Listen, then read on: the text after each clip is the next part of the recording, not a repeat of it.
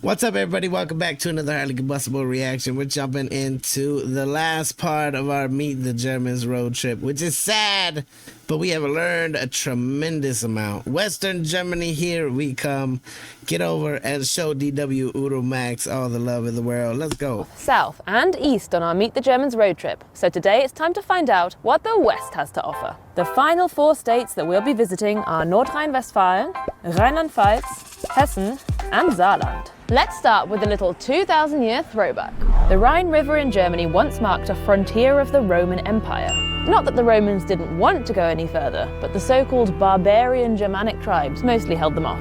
Roman influence west of the Rhine can still be spotted today in aqueducts, amphitheatres and bathhouses. Perhaps the most famous Roman remains are here in Trier, which is thought to be Germany's oldest city. The Porta Nigra, Black Gate, was built in the 2nd century under the reign of Marcus Aurelius. The Romans gave my hometown of Cologne the very catchy name Colonia Claudia Ara Agrippinensium. These days, the city is better known for its pretty extraordinary Gothic cathedral and Carnival.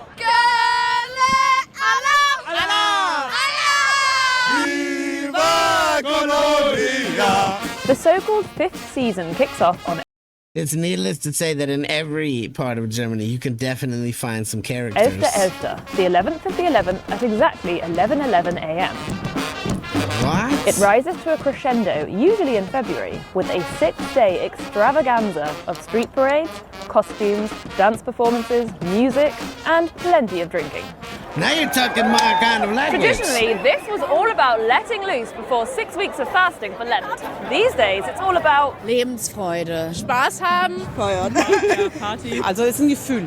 Wir kommen aus Hessen, bei uns heißt Fasching. ja. Schönste Zeit im Jahr. Karneval bedeutet einfach Leben. Ausbrechen. Den Alltag hinter sich lassen, in ein anderes Kostüm zu schlüpfen und einfach mal die Sorge vergessen und die Sau rauslassen. Got to be a zebra for People a of the day. Rhineland Come on, are I'm all often for labelled it. the most Sometimes you just gotta let loose and have some damn fun. The world is crazy, open, man. friendly, and party-ready people in Germany. So no wonder they throw themselves into their Fastelovn festivities. This looks fun. That looks fun. Nordrhein-Westfalen is Germany's most populous state and accounts for 1/5 of Germany's economic output. These days, the main industries are machinery, electronics, cars, plastics and chemicals. But the state was heavily shaped by the Industrial Revolution, coal mining and steel production. The Ruhr area, also known as the Ruhrpott or simply the Pot, was one of the most important industrial regions in Europe. The identity of the Bergmann or miner became a huge part of the region's identity. As the industry continued to grow, so-called guest workers were also brought in from other countries to keep up with demand. But by the late 50s, cheaper fuel had hit the market. As coal plants were shut down, the government tried to create alternative employment opportunities, for example in new car factories. Billions of euros have since been poured into regeneration projects in the region, with a focus on education, culture and nature. Many industrial sites have been repurposed for museums and communal spaces, like this park here in Duisburg. So, has regeneration been a success? Ich denke schon, wenn man sich anguckt, wie es damals hier aussah, dass alles voll mit Industrie war, was jetzt ja ziemlich grün ist. Ist noch nicht abgeschlossen meiner Meinung nach, weil viele Dinge noch im Prozess sind. Das kulturelle Angebot, ich kann nicht alles wahrnehmen, aber wenn ich sehe, es ist auch im öffentlichen Raum spürbar, es ist was zu sehen, das gefällt mir. Was macht heutzutage die Ruhrpott-Identität aus? Die Vielfalt, was für Nationalitäten wir hier haben. Es gibt viele Kunst und die Leute sind sehr freundlich. Sie sind einfach bodenständig geblieben und identifizieren sich total mit den Fußballvereinen, ich sag mal, mit dem, was hier im Grünen passiert. Ich würde sagen, der Zusammenhalt, das merkt man im Ruhrgebiet auch extrem. It really make it seem like an amazing place. That's the kind of place I'm looking for, all of those qualities. German is usually pretty literal, so I really enjoy the rather cryptic names given to many dishes in this part of the country. Himmel und Erd, Cryptic how? heaven and earth, is blood sausage, mashed potato and apple sauce. That does not sound like heaven and earth style food to me. Heaven and earth is blood sausage, mashed potato and apple sauce. Halve Hahn, half a chicken, is a rye bread roll with a slab of cheese on top. And what about Blindhuhn, blind chicken? I would be so confused. Bread roll with a slab of cheese on top. And what about Blindhuhn, blind chicken? That's a vegetable and bacon stew. Duh. Herzdrigger is Pfalz dialect for heart pusher, which could refer to the cardiological effect of these meat and potato dumplings, or the fact that locals are particularly fond of this dish. But sometimes the Hessians call a spade a spade. This is the very accurately named grüne Soße, green sauce. To be more exact, it's a sour cream and mixed herb sauce often served with boiled potatoes and eggs. As a That's what they serve. The sauce is the main ingredient. The sauce is the main piece of the dish. Sauce with boiled eggs and potatoes. It sounds rather simple. The sour cream and mixed herb sauce often served with boiled potatoes and eggs. As a cider lover, I've also been dying to try another Hessian speciality, Ebbelwoi, literally apple wine. It's an alcoholic drink made from sour apples, and it's usually served in a jug like this one called a Bembel. Whoa, not as sweet as the cider I know, but I think I could get used to it. Viele Leute, die I like sour apples, man. einen Schuss Give me some sour Mineralwasser cider. rein, ist er nicht ganz so stark. Und dann gibt es wieder andere, die machen sich Limonade rein. Das ist aber unter Apfelweintrinkern eigentlich verpönt. Something I really like about Germany is that not everything is centered around the capital city. Different industries have hubs in different places. Even political institutions are spread between Berlin and the former West German capital Bonn. And Germany's financial center is Frankfurt. That's the only place in Germany I've ever been, and it was right around the airport. Frankfurt am Main, to give it its full name, is home to many domestic and foreign banking institutions, as well as the European Central Bank and Germany's largest stock exchange. It has the country's busiest airport and 18 of Germany's 19 skyscrapers, earning it the nickname Manhattan. Incidentally, here the buildings don't scrape the sky, they scratch the clouds, Wolkenkratzer. But beneath the surface of suits and skyscrapers, Frankfurt has an underground claim to fame as one of the birthplaces of techno music. Hier gab es sehr früh eine sehr komplexe Szene. Hier gab es die Clubs, aber auch die Produzenten, die Musiker, die Labels, Plattenläden und so weiter. Anfang der 80er Jahre gab es vielleicht 5, 6 Städte weltweit, die diesen Status zu der Zeit hatten. Kannst du irgendwie schätzen, warum das hier stattgefunden hat? Einer der Gründe ist mit Sicherheit das Dorian Gray. Also in dem Club lief schon immer das Innovativste vom Innovativen. Der war am Frankfurter Flughafen. Allein der Ort, auch die Fahrt dorthin, er fährt also über die Autobahn. Es ist Nacht und der Flughafen ist nachts beleuchtet gewesen. Man hat ihn schon von weitem so pulsierend gesehen, man ist dazugefahren und dann runter unter den Flughafen gefahren. Das war eigentlich schon, da ging es schon los, dass man gespürt hat, hier passiert heute Nacht was. Über Frankfurt wird nicht mehr so viel gesprochen. Das hat damit zu tun, dass diese Räume, diese Clubs einfach fehlen. Hier gibt es nicht viel Raum. Deswegen wird in Frankfurt auch in die Höhe gebaut. Und wenn irgendwo ein Raum frei wird, die Mieten sind extrem hoch. Deswegen ist Berlin auch heute wahrscheinlich World Capital of Techno, weil durch den Mauerfall haben sich einfach Räume ergeben. Das heißt, die Leute konnten, ob es alte Lagerhallen waren, alte E-Werke, Gaswerke, mit diesen Räumen kann man auch erst was Neues entwickeln. Und das haben wir hier leider in der Stadt nicht so. If you need an escape from the city, Hessen also has you covered, quite literally.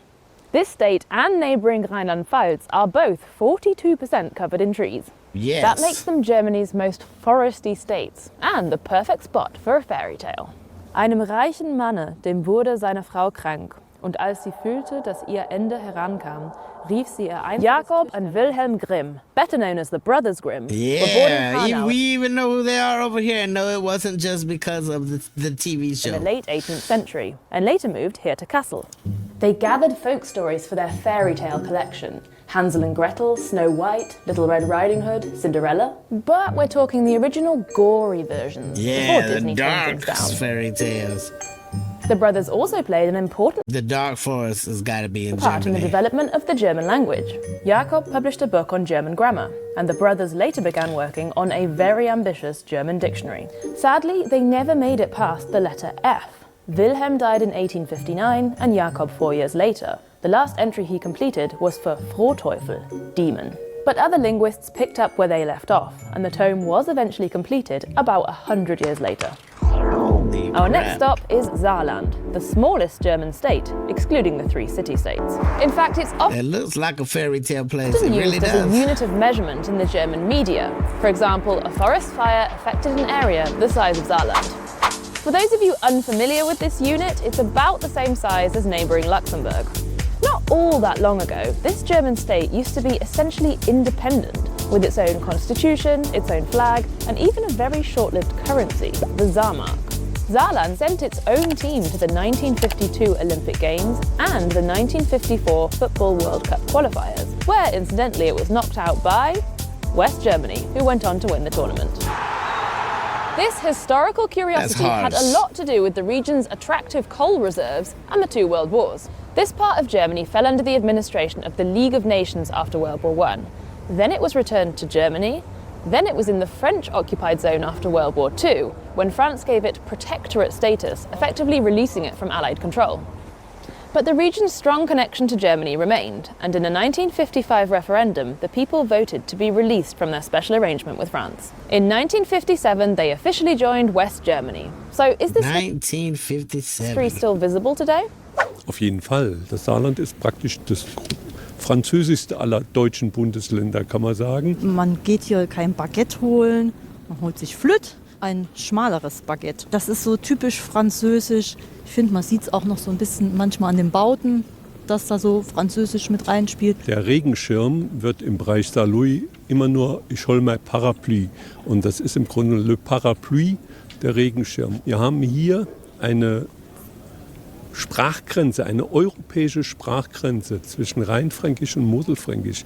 Und die wird Jive und Trive, wird die auch so gesprochen. Als Franzose hatte ich, meine Muttersprache war Plattdeutsch. Und selbst in Frankreich sind wir manchmal als die Deutsche betrachtet. Also als so Deutsche, verstehen Sie, so Saarfranzose betrachten. Ne? Man hört das ja auch, dass hier viele Franzosen sind. Ich weiß, dass das halt ganz nah ist, aber ich fühle mich da jetzt überhaupt nicht irgendwie hingezogen oder so.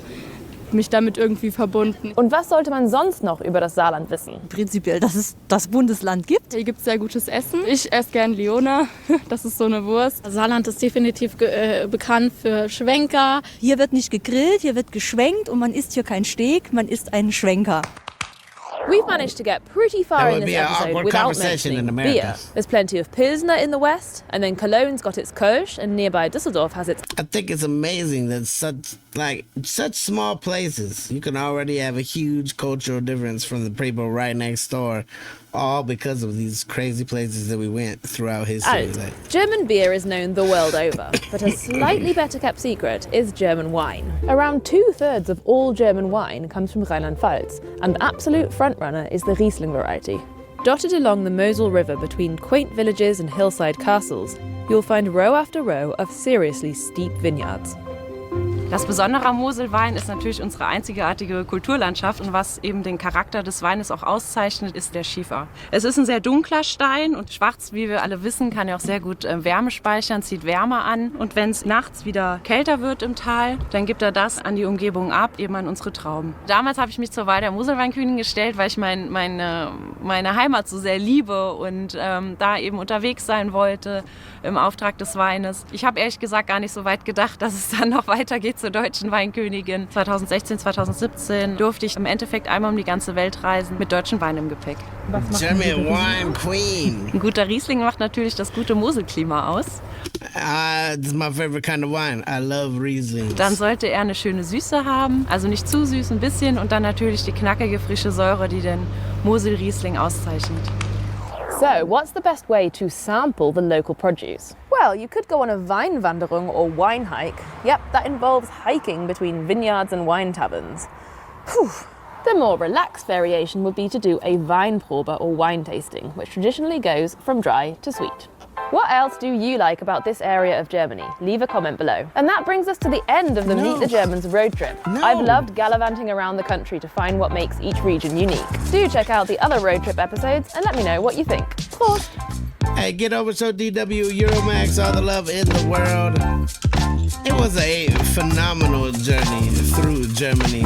It makes me see it for a lot of the diversity, a lot of the different kinds of things that you can see, that even just the landscapes and things can be so dramatically different from one place to another. Very, very cool trip through Germany. Where's your favorite place? It's okay if you live there. Drop it down below. If there's some other place that I need to check out that these didn't cover, we will most certainly do it.